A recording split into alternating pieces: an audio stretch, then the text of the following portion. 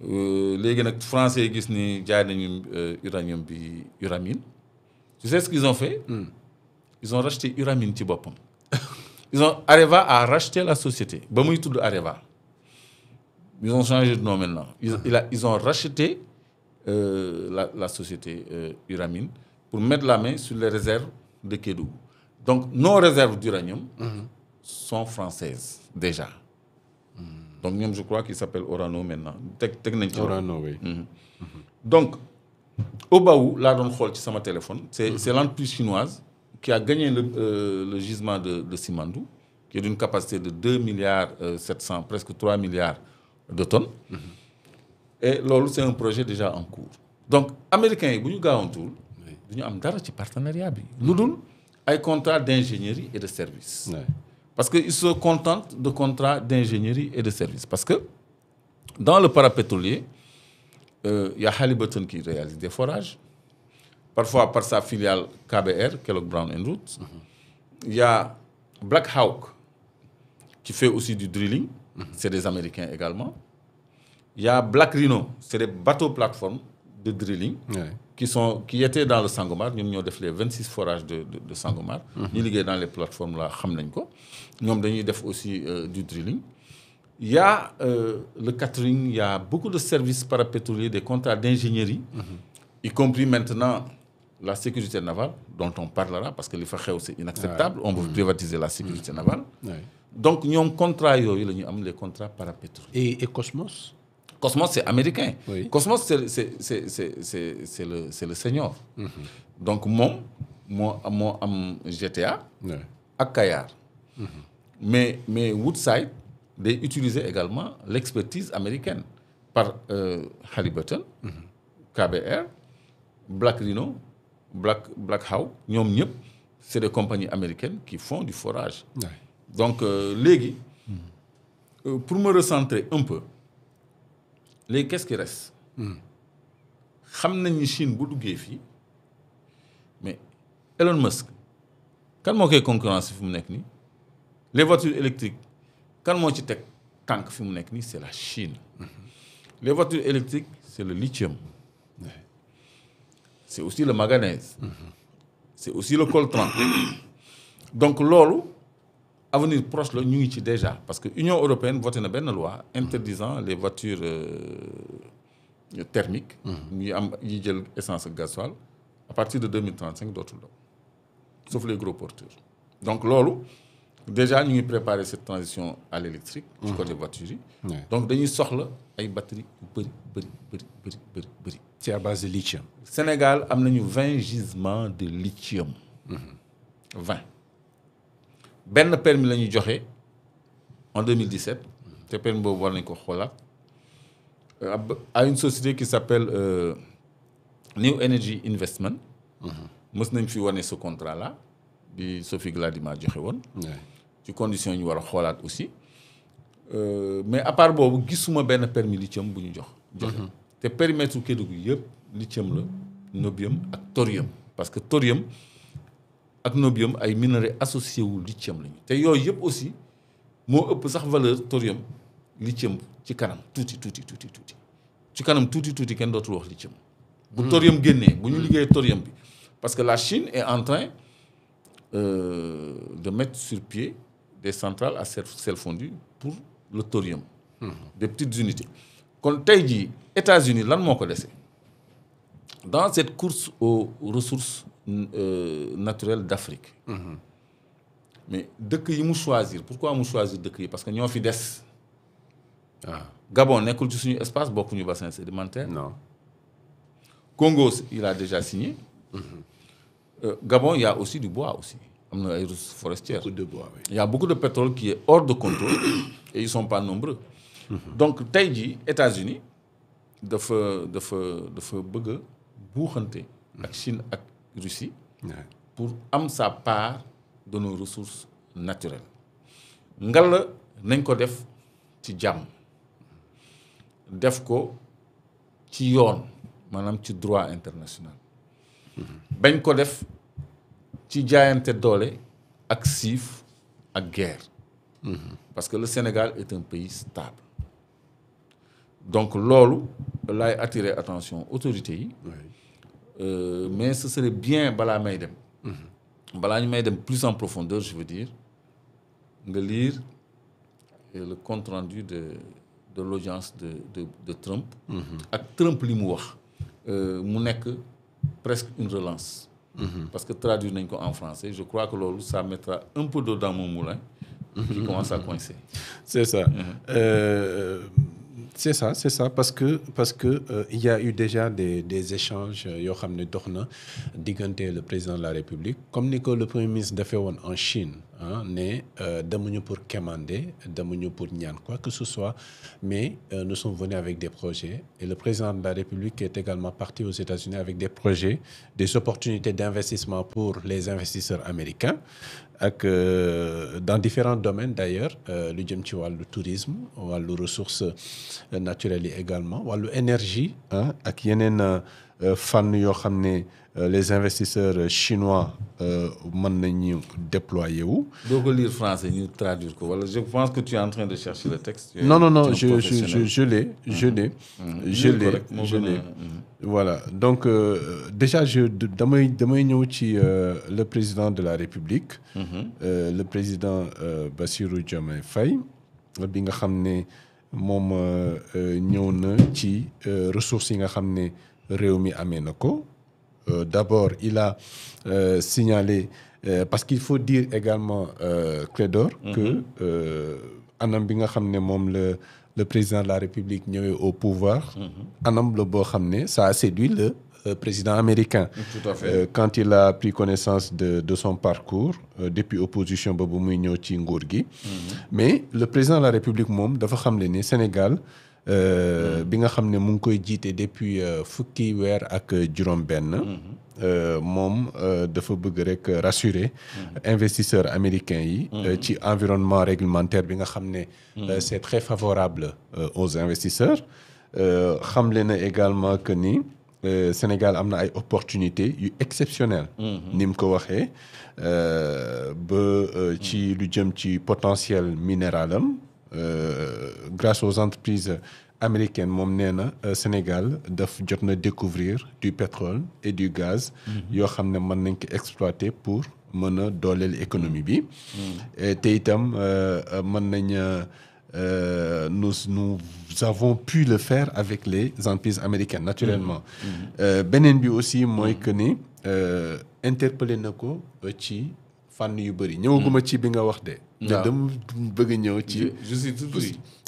posture bu président de la République ci àddoom bu njëkk face au président américain Donald Trump nee na nag ci wàllu numérique également mën nañ ci engagé wu ci wàllu tourisme également mën nañ ci engagé wu parce que la côte dakaroise foofu aussi il y a des hectares yoo xam ne war nañ fa mën def même benn parcours de golf.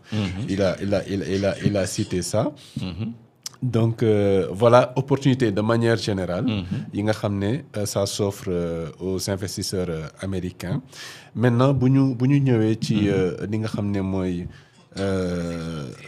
Président de la République li mu wax donc il a tenu à rassurer les investisseurs américains sur la stabilité politique du Sénégal et sur son environnement réglementaire favorable avant de souligner que ces riches ressources en pétrole et en gaz naturel nekk na loo xam ne les Américains mën nañ ci engagé et déjà am yoo xam ne déjà engagé wu nañ ci pour ne pas tirer en longueur.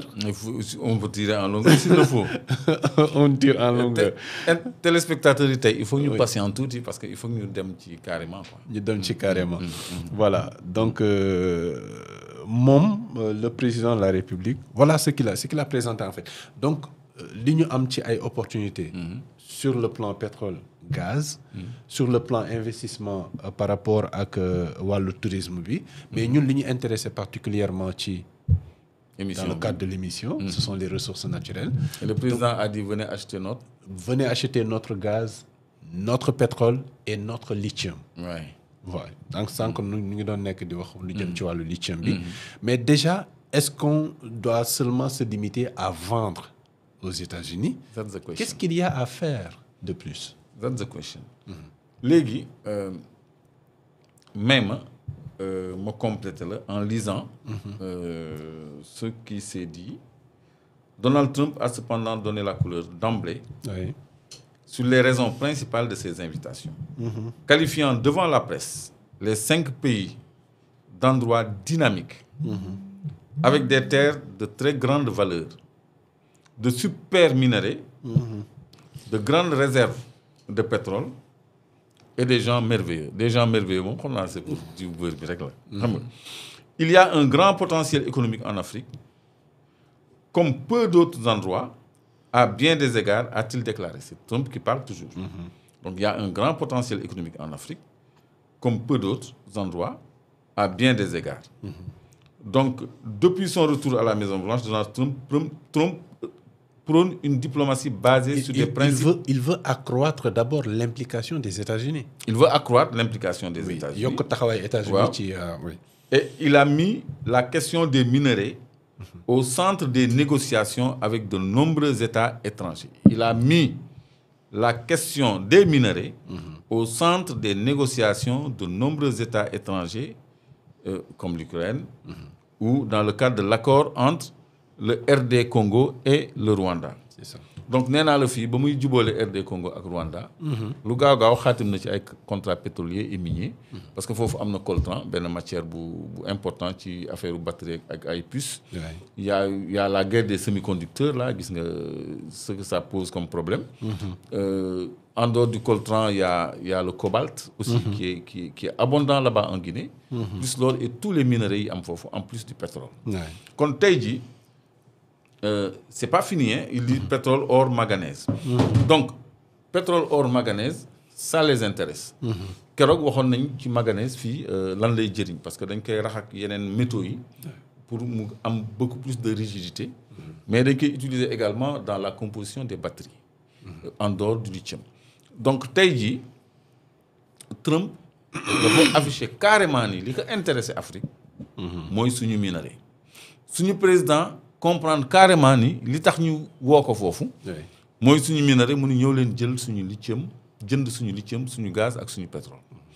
C'est vrai que ñun dañu war a roy ci exemple malien bi nga xam ni pour 160 milliards de francs CFA créé nañu benn unité d'exploitation de lithium. ba noppi ils vont vers la transformation du lithium. tey jii ñun suñu intérêt mooy lithium bi ñu produire ko fii ci Sénégal muy américain yi wala keneen mais gannaaw bi ñu ko produire ñu transformer ko fii. C'est-à-dire Apple bu soxlaa ay batterie day joxe ay normam ñu produire. Tesla bu soxlaa ay batterie day joxe normam ñu produire ko aux normes avec ses ingénieurs ñu délocaliser unité yi fii. Beneen industrie même non américaine parce que chinois itam dañuy jënd ay Lenovo ay BYD ay képp koo xam ni daal am nga yitte ci batterie. wala ñuy proposer ay énergie solaire ak yooyu tout ça nga joxe sa modèle de batterie ak ses certifications ISO ak ses caractéristiques ñu produire la ko fii. parce que ñun mën nañu nekk ay producteurs de pièces.